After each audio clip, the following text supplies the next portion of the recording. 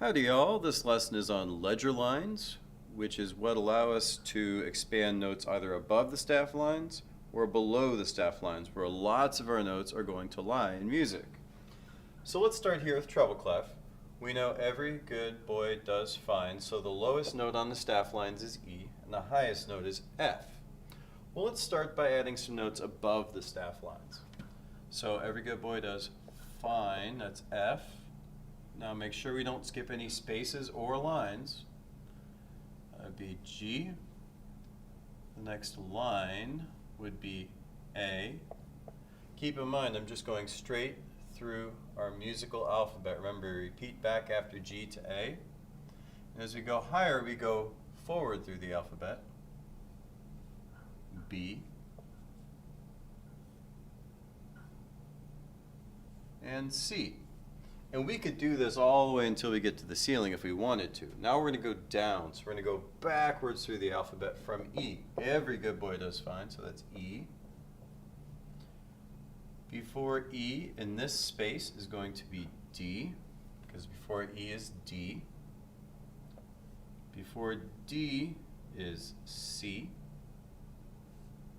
Then the next space, C, E, D, C, B. And so forth. And we can just keep going back. I think we're going to run out of space here. So, forward through the alphabet, backwards through the alphabet. Make sure you don't skip any lines or spaces. Here's bass clef.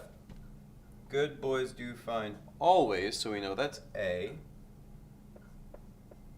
The next space is B. Next line is C. We're just going right through the alphabet, again making sure not to skip any lines or spaces. Two lines here would be E. Not so crazy. Just like we did for treble clef, we're going to go backwards to go down. So good boys do fine always. You know this is G. Before G, this space, G is on a line. This space is F. Then we have to add a line. That is a ledger line. Before F is E. Before E in this space would be D. And then two ledger lines down. Before D would be that really low C. So forward through the alphabet to go higher, backwards the alphabet to go lower, forwards to go higher, backwards to go lower.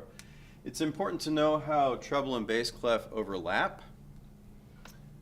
You can have bass clef notes that take a bunch of lines up here, like this E here is actually way up here.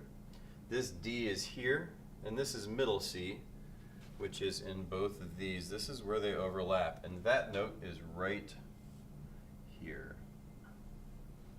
That is middle C. So when we talk about the right hand, the thumb being on one with piano stuff, that's going to be middle C. Put a little C there. And we have D. Down here we have B.